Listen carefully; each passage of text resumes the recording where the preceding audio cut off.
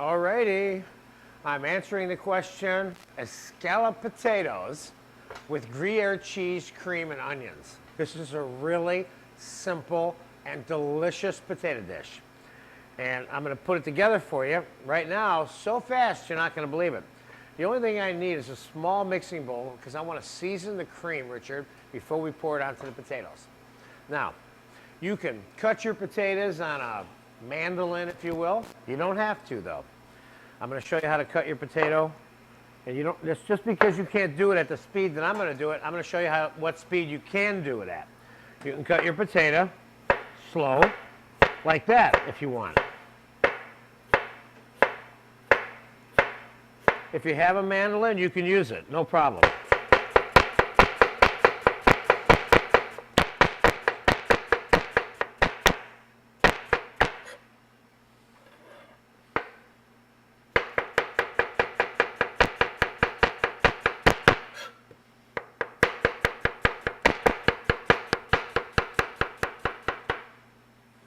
Again, I cut the bottom off a little bit so it sits flat on the table. It doesn't roll around when it's icy. So if you're cutting it slow at home, you just cut it slow.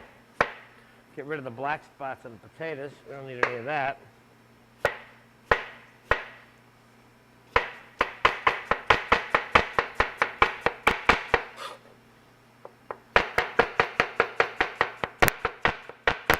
I think we have enough potato right there. What do I use? A potato and a half, 2 potatoes.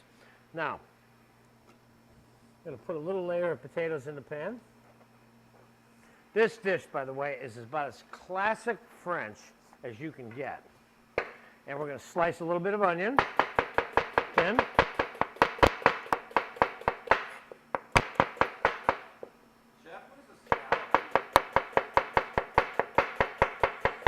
good question. Richard says, what does an escalope mean? Escalope means thin or thinly sliced. It doesn't mean anything else. I hear a lot out there when people say escalope potatoes, it automatically means, or something au gratin, for example, automatically means with cheese, or escalope potatoes means a certain thing. It doesn't. It only means something is thin that it's being made with. That's all. So we're going to put a little bit of onion on that layer. And we're going to put a little bit of pepper.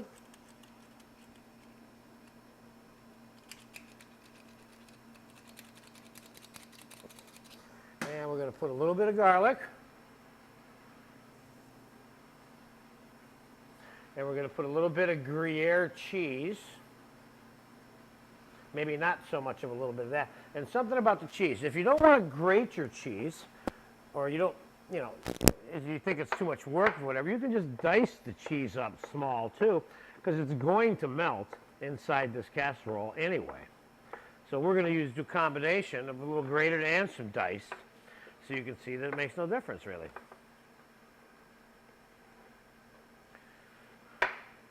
These are the simple things in cooking, knowing that make doing the cooking a lot easier, and then consequently it's a little bit more fun.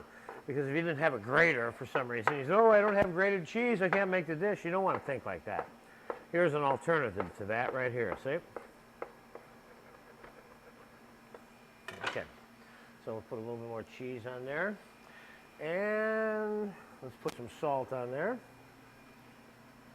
Now you can, of course, add gorgonzola cheese with this, or just gorgonzola, or again, like I said, mix them together. More potatoes. And kind of layer in this a little bit, but you're not being too fussy about it. A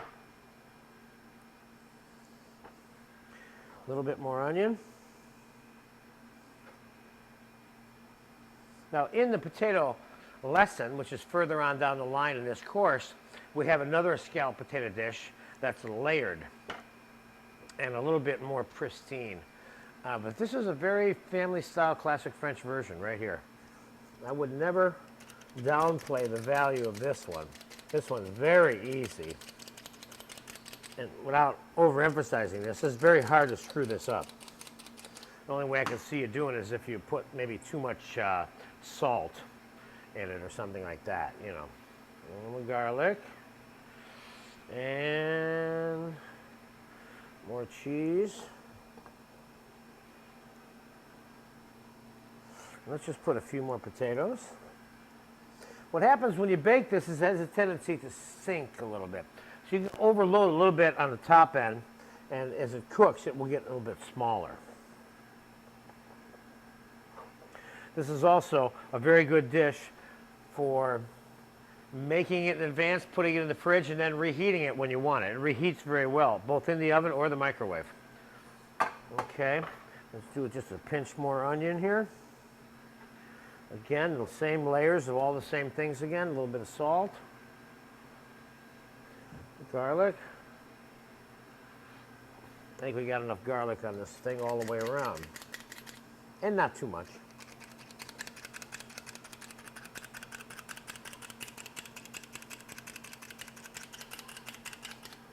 Pepper, and let's put a lot of cheese on there.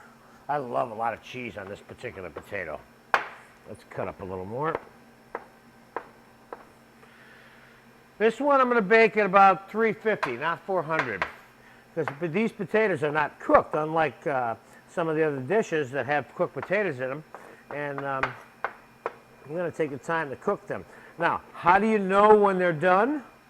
How do you take them out of the oven? My standard response, of course, is take them out when they're done. But the checking of the doneness level, in the case of a potato dish that's baked in any casserole, always includes taking a piece of the potato out of the casserole and eating it. If it's not tender enough to eat, it's not done. If it is tender enough to eat, there's a very good chance that the dish itself is done. But the most important thing is that the potato is cooked, okay? So now, I need a whisk too, Richard. We're going to take some cream, and we're going to season the cream. Thank you. With some salt. And we'll put some parsley in here, right in the cream too.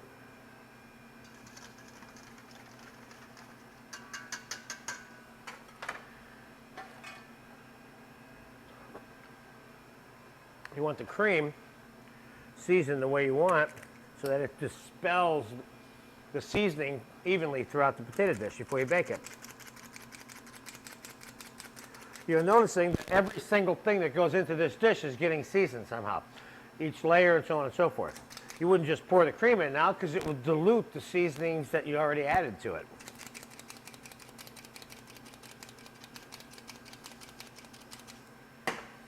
That needed a pinch more salt. We're assuming that I have enough cream here. This is, you can put too much cream in this dish and not know it. And it could end up being a little bit runny. You don't want that. This cream will not really reduce very much during the cooking process. So you don't want to put more cream in there than you think. But you'll test it one day and you'll find out. The recipe, the way I have it written on your PDF, if you can access that, is pretty accurate. So just pour the cream.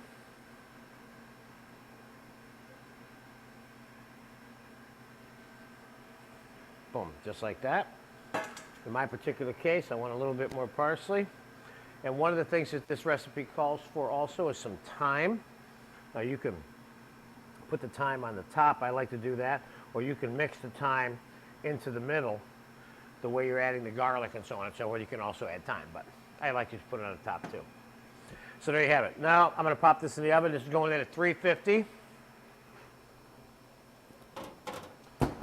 And we're going to do a time-elapsed completion on this dish, as we do so many of them, and I'll be back in probably about an hour and a half for this dish. Got to cook it slow, maybe possibly a little less than that, possibly a little bit more than that. Whatever it is, I'll let you know how much, what it was, and we're going to bake it at 350. So I'll be back right now. Okay, we're back, like I said, immediately with the escalope potatoes. And I had them in the oven at 350 degrees, in a convection oven, by the way, in this particular case. It was about 45 minutes to an hour. It cooked much faster. It wasn't that deep. One could make this dish in a deeper pan, and obviously it would take a little bit longer too. Or cook it at 325, or not in a convection oven. And we got a lot of heat on this case, and we'll take a look at it right now, and I'll show you what I mean.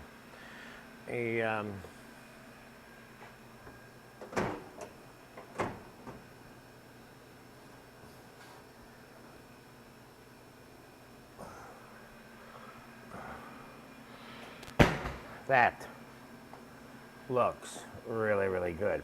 Now you got a little bit of fat separated from the cream there, no big deal. I would normally not dab that off, but I'm just showing you how easily you can if you want to, okay? This smells absolutely spectacular. One of the things that you can do with this dish also is you can put it in the fridge, and then when it's cold, you can go in here and cut yourself portions and then reheat it so that when you're scooping it out, it comes out more the way you want it to, if you will, if you have a need for that. If not, and you're just going to serve it family style, then I wouldn't screw with that at all. Well, let's take a look at what the potato looks like on a plate, okay? Come on down here, Richard. Look at that cheesy, gooey, yes. You want to make sure that each person gets a little bit of the brown. Look at that. See how it's a little bit wet, but it's not that runny. It's just wet enough to be what it is, okay? A little fresh parsley on that one. Pretty simple. I told you. This dish is classic French. It's really good. Doesn't cost that much. You can substitute the Gruyere cheese with Swiss or blue cheese, or you can skip the cheese, but I can't imagine doing that. It would still taste good. But if you should happen to choose to want to skip the cheese, I would add a little more onion, a little bit more garlic, maybe a couple of fresh herbs or something to it, you know, give it a little bit more zing, because the cheese makes it happen. Anyway, you enjoy this potato. This is a timeless, lifelong potato to satisfy anyone at your table.